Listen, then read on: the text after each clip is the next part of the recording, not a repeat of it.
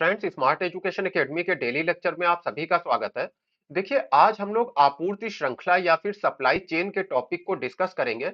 और ये टॉपिक आपके ऑप्शनल ज्योग्राफी के लिए बहुत ज्यादा महत्वपूर्ण है। यहाँ से डायरेक्ट भी क्वेश्चन आ सकता है और इनडायरेक्टली भी आप इस सप्लाई चेन के टॉपिक का इस्तेमाल कर सकते हैं। इसके साथ ही जो जनरल स्टडीज का पेपर 3 होता है, जिसे हम लोग इकोनॉमी का पेपर कहते हैं, अर्थव्यवस्था का पेपर कहते हैं, तो वहां पर भी ये टॉपिक बहुत महत्वपूर्ण है और सप्लाई चेन से डायरेक्ट क्वेश्चन जनरल स्टडीज में भी पूछे जा सकते हैं। तो इस तरह से जो ऑप्शनल ज्योग्राफी है, साथ में जो जनरल स्टडीज है, दोनों ही पेपर्स के लिए आपका सप्लाई चेन का टॉपिक बहुत ज्यादा महत्वपूर्ण है। इसके साथ ही देखिए, अगर आप प्रीवियस ईयर का ऑप्शनल ज्योग्राफी का क्वेश्चन पेपर देखें, तो उसमें आपको दिखाई देगा कि एक क्वेश्चन आया था कि जो निपाह वायरस है, उस समय एक निपाह वायरस फैला था, इसके आर्थिक प्रभाव क्या होंगे। तो इसी तरह से देखिए, एक क्वेश्चन वर्तमान में ये आ सकता है कि जो कोविड 19 है, इसके इकोनॉमिक इंपैक्ट विश्व को किस तरह से देखने को मिले हैं। तो देखिए, कोविड 19 का जो सबसे बड़ा इंपैक्ट देखने को मिला, वो सप्लाई चेन के ऊपर देखने को मिला। क्योंकि जो एक्सपोर्ट थे, देशों के इंपोर्ट एक्सपोर्ट थे, उसके ऊपर बहुत ही निगेटिव निगेटिव बहुत ही नकारात्मक असर हुआ। तो एक क्वेश्चन आपका यहाँ पर ये तैयार हो जाता है कि कोविड 19 के इकोनॉमिक इम्पैक्ट क्या है। और साथ में आपका जो सप्लाई चेन का टॉपिक है, वो तो अपने आप में कंप्लीटली तैयार हो ही जाता है। तो देखिए, आज जो मैं आपसे टॉपिक डिस्कस करूंगा, यानी कि जो कंटेंट है, उसको द हिंदू से लिया गया है। तो देखिए, सबसे पहले समझते हैं कि ये सप्लाई चेन क्या होती है। अब देखिए, मान लेते हैं कि जापान को एक कार बनाना है। अब इस कार को बनाने के लिए इसको कुछ टायर्स की जरूरत है, जो इसे चाइना भेजता है। यानी कि जापान जो है, चाइना से टायर्स वगैरह को मंगाता है। इसी तरह से चलिए, जो भारत है, वहां से मान लीजिए स्टील को मंगाया जाता है। तो जापान को जो स्टील चाहिए है, उसकी सप्लाई भारत करता है। अब देखिए, यहाँ पर क्या है, सभी देशों में, विश्व के जितने देश हैं, उनमें एक अंतर निर्भरता है। सभी देश एक दूसरे के ऊपर निर्भर हैं। जैसे कि अगर जापान को कार बनाना है, तो ये कार बनाने के लिए इसको चाइना के टायर और भारत की स्टील की जरूरत पड़ेगी। ये एक तरह की सप्लाई चेन हो गई। अब मान लीजिए कि जापान ने पूरी कार ना बना करके कार का एक मॉडल तैयार किया, जिसको आगे ये अमेरिका भेज देता है, और अमेरिका में इस कार का जो निर्माण है, उसको पूरा किया जाता है। तो अब देखिए, जापान क्या कर रहा है, अपने यहाँ का जो मटेरियल है, उसको अमेरिका भेज रहा है, और फिर अमेरिका में जो कार है, उसका निर्माण पूरी तरीके से हो रहा है। तो ये देखिए, सप्लाई चेन का एक आगे का हिस्सा हो गया। अब देखिए, सप्लाई चेन की समस्या क्या है कि कई बार इसमें व्यवधान आ जाते हैं। व्यवधान का मतलब है कि ये सप्लाई चेन टूट जाती है। जैसे कि मान लीजिए, चाइना और जापान के बीच में कोई ऐसी बात हो जाती है, जिसकी वजह से चाइना कह देता है कि अब से हम जापान को ये टायर्स की सप्लाई नहीं करेंगे। अब देखिए, जैसे ही चाइना इस बात को कहता है, तो इसका प्रभाव भारत के ऊपर भी पड़ेगा। क्योंकि जब जापान को टायर्स नहीं मिलेंगे, तो फिर यहाँ पर स्टील की भी डिमांड कम हो जाएगी। तो इसका निगेटिव इम्पैक्ट भारत पे भी आएगा, और इसका निगेटिव इम्पैक्ट अमेरिका पे भी आएगा। क्योंकि जब जापान अपना कार का मॉडल नहीं तैयार कर पाएगा, तो इसको अमेरिका आगे भेजा भी नहीं जा पाएगा। यानी कि कहीं पर भी अगर व्यवधान आता है किसी भी कारण से, तो इसका प्रभाव पूरी की पूरी चेन के ऊपर पड़ता है। अब देखिए, इसको थोड़ा सा और गहराई से समझते हैं। तो ये जो व्यवधान होते हैं, यानी कि ये जो कह लीजिए कि डिसरप्शन आ जाते हैं, ये दो तरह के होते हैं। एक तो प्राकृतिक, जैसे कि आपको याद होगा, कुछ समय पहले जापान में एक बहुत ही भीषण भूकंप आया। भूकंप के बाद सुनामी आ गई। सुनामी आई तो वहां का जो न्यूक्लियर रिएक्टर था, फुकुशिमा जिसे कहते हैं, वहां पर पानी भर गया, नाभिकीय दुर्घटना वगैरह हो गई। तो इसकी वजह से क्या हुआ कि जो जापान की ऑटोमोबाइल इंडस्ट्री थी, वो थोड़ी सी ठप पड़ गई, वो पीछे पड़ गई। और ऐसे में जो ऑटोमोबाइल का एक्सपोर्ट होता था अमेरिका को, जापान से जो ऑटोमोबाइल का सामान भेजा जाता था अमेरिका को, ये जो सप्लाई चेन थी, वो टूट गई। तो इस सप्लाई चेन के टूटने का कारण क्या था? प्राकृतिक कारण था। लेकिन देखिए, ऐसा नहीं है कि हमेशा प्राकृतिक कारणों से ही ये सप्लाई चेन टूटती है। कई बार जो मनुष्य के एक्शन है, उसकी वजह से भी ये टूट जाती है।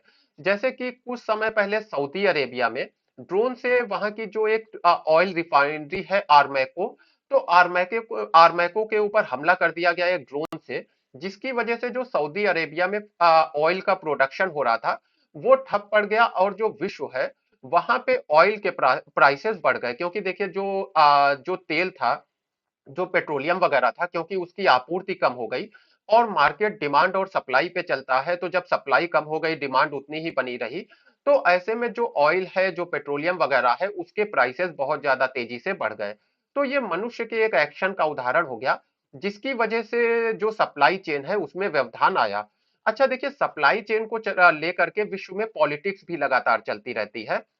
यानी कि मान लीजिए कोई एक सक्षम देश है, एक कोई मजबूत देश है, तो वो क्या करता है कि जैसे ही उसे अपनी किसी बात को अन्य देश से मनवाना होता है, तो वो क्या करता है कि सप्लाई चेन को रोक देता है। यानी कि वो कहता है देश कि हम आपको तब तक अपना सामान नहीं भेजेंगे जब तक कि आप हमारी बात को नहीं मान लेते हैं। जैसे कि देखिए एक उदाहरण है जिसमें चाइना और जापान के बीच में कुछ विवाद हो गया था, और इसके बाद चाइना ने कई दिनों तक जापान को जो आवश्यक वस्तुओं की जरूरत थी, उन वस्तुओं की सप्लाई नहीं की। यानी कि ये जो पूरी की पूरी सप्लाई चेन है, इसका इस्तेमाल पॉलिटिक्स के लिए भी किया जाता है। और देखिए आज अगर आप देखें तो चाइना बहुत से ऐसे मार्ग बना रहा है जिसकी मदद से वो अपनी सप्लाई चेन को मजबूत करना चाहता है। अब देखिए कोरोना के टाइम पे क्या हुआ, अगर थोड़ी सी भारत की बात करें, तो कोरोना के टाइम पे क्योंकि देखिए भारत की जो ऑटोमोबाइल इंडस्ट्री है, ऑटोमोटिव वगैरह की जो इंडस्ट्री है, इसके साथ ही जो हमारी इलेक्ट्रॉनिक इंडस्ट्री है, ये सब विश्व के अलग अलग देशों के ऊपर बहुत ज्यादा निर्भर हैं। और सबसे ज्यादा जो हमारी इलेक्ट्रॉनिक है, ऑटोमोटिव इंडस्ट्री है, ये सब चाइना के ऊपर निर्भर है। और क्योंकि जो देखिए कोरोना या फिर जो कोविड 19 है, इसकी स्टार्ट चाइना से ही हुआ था, तो ऐसे में जो हमारी सप्लाई चेन है वो टूट गई। हमें जो इसके पुर्जे वगैरह चाहिए होते थे ऑटोमोटिव और इलेक्ट्रॉनिक के, वो मिलना बंद हो गए, जिससे कि हमारे देश में जो प्रोडक्शन है वो कमजोर पड़ गया। और देखिए अगर आपके देश में प्रोडक्शन कमजोर पड़ेगा, उत्पादन कमजोर पड़ेगा, तो आपके देश में जो रोजगार है वो भी जाने लगेंगे, क्योंकि अल्टीमेटली लोग उद्योगों में काम करते हैं। और उद्योग जब कुछ नई चीजें नहीं बनाएंगे तो फिर जो रोजगार है उनमें भी कमी आने लगेगी। इसके साथ ही देखिए जो हमारा फार्मास्यूटिकल का क्षेत्र है, जो दवाइयों वगैरह का क्षेत्र है, वैसे तो भारत बहुत ज्यादा मजबूत है फार्मास्यूटिकल के क्षेत्र में, लेकिन देखिए जो एक्टिव फार्मास्यूटिकल इंग्रेडिएंट्स होते हैं, यानी कि फार्मास्यूटिकल को बनाने के लिए, दवा वगैरह को बनाने के लिए जो इंग्रेडिएंट, जो कह लीजिए कि रसायन वगैरह चाहिए होते हैं, उन रसायनों का 80% हम चाइना से ही मंगाते हैं। तो अब देखिए हमारी चाइना के ऊपर निर्भरता बहुत ज्यादा है, और अगर इस निर्भरता को कम नहीं करेंगे, तो जब भी चाइना से हमारी सप्लाई चेन टूटेगी, चाहे ये मानवीय कारणों से टूटे या फिर ये जानबूझकर तोड़ी जाए, जैसे कि अभी लद्दाख और चाइना के बीच के जो लद्दाख में चाइना और भारत के बीच के जो रिलेशन है, उसकी वजह से भी भविष्य में ये सप्लाई चेन टूट सकती है।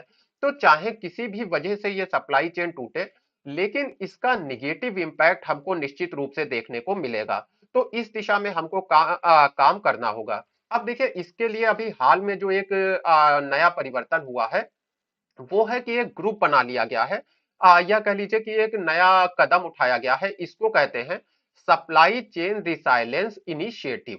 तो इसमें देखिए 3 देश वर्तमान में है सप्लाई चेन रिसाइलेंस इनिशिएटिव में। पहला देश अपना भारत हो गया, इसके साथ ही इसमें जापान और ऑस्ट्रेलिया भी है।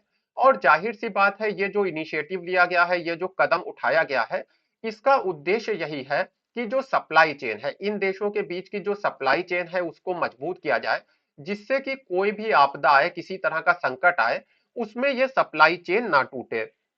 तो देखिए इसमें आगे हो सकता है कि फ्रांस वगैरह जो है वो भी जुड़ जाएं, ऐसी आशा व्यक्त की जा रही है। और इसके अंतर्गत जैसे पेट्रोलियम हो गया, ऑटोमोबाइल हो गया, इस तरह के जो हमारे बहुत महत्वपूर्ण क्षेत्र हैं, सभी की सप्लाई चेन को सप्लाई चेन रिसाइलियंस इनिशिएटिव के अंतर्गत स्थान दिया गया है। अब देखिए इसके साथ ही अगर जापान की बात करें, तो जापान ने एक और कदम उठाया है। जापान ने क्या किया है कि जो इसका इन्वेस्टमेंट का एक बहुत बड़ा हिस्सा चाइना में था, अब ये चाइना से शिफ्ट कर रहा है इन्वेस्टमेंट को, आसियान देशों में कर रहा है, इसके साथ ही भारत में कर रहा है, बांग्लादेश में कर रहा है।